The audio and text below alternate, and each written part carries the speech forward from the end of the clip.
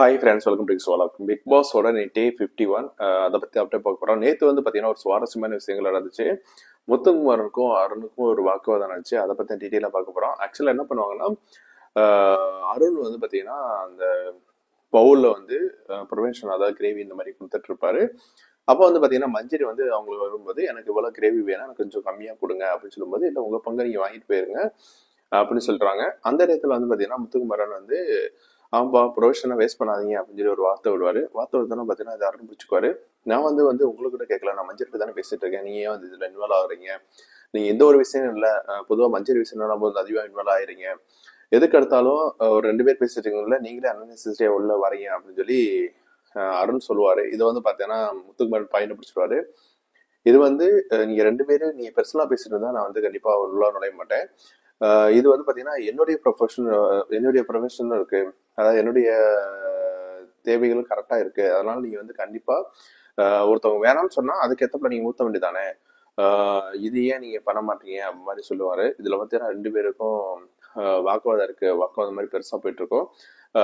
அதாவது அவர் முத்துக்குமாரன் சொல்லுவாரு, இந்த மாதிரி எல்லாத்தையும் நீங்க வந்து எல்லா பிரச்சனைக்கும் வந்து வரீங்க, மூக்குல உழைக்கிறீங்கன்னு சொல்றீங்க, அது வந்து நல்லா இல்லை. நான் வந்து எனக்கு தேவைப்படுற மாதிரி தான் கண்டிப்போம். நீங்க என்னன்னு சொல்றீங்கன்னா 2 பேர் பேசிட்டு இருந்தாலே நம்ம உள்ளார நுழையக்கூடாதுன்னு சொல்றீங்க அப்படின்னு சொல்லுவாரு.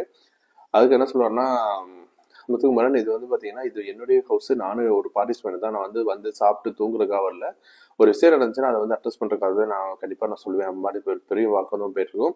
உடனே தீபக் சொல்லுவாங்க. தீபக் வந்து 2 பேர்த்து சமரசமா வெளியில போய் பேசுவான்னு சொல்லிடுவாரு. அப்புறம் வந்து பாத்தீங்கன்னா தீபக் வந்து என்ன சொல்லுவாருன்னா 2 சைடும் சப்போர்ட் பண்ணி பேசுவாரு.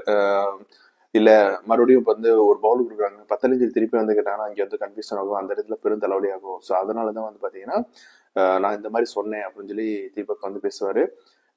இனிமே என்னன்னா, நான் ஒரு கேப்டனா வந்து நான் வேடிக்கை பார்க்க விரும்பல, 2 பேரும் அடிச்சுட்டு நாரங்கன்னு சொல்லி கேப்டனா வந்து நான் விரும்ப பார்க்கல. மேக்சிமம் வந்து பாத்தீங்கன்னா நீங்க 2 பேருமே கொஞ்சம் சமரசமா போங்க. இனிமே வந்து யாரு 10 சொல்லி கம்மியா போகுது சொன்னா அந்த ப்ரொஃபஷன் மட்டும் கொடுங்க, அதை வந்து மற்றவங்களுக்கு யூஸ் ஆகும் அது மாதிரி பேசி முடிச்சிருப்பாரு. இங்க வந்து பாத்தீங்கன்னா அருண் வந்து நான் சொல்றதுதான் கரெக்ட் அப்படின்னு சொல்லி பேசிட்டு இருப்பாரு. அந்த வந்து பாத்தீங்கன்னா இன்னைக்கு வந்து அடிச்சு தும்சம் பண்ணிட்டாரு முத்துக்குமரன்.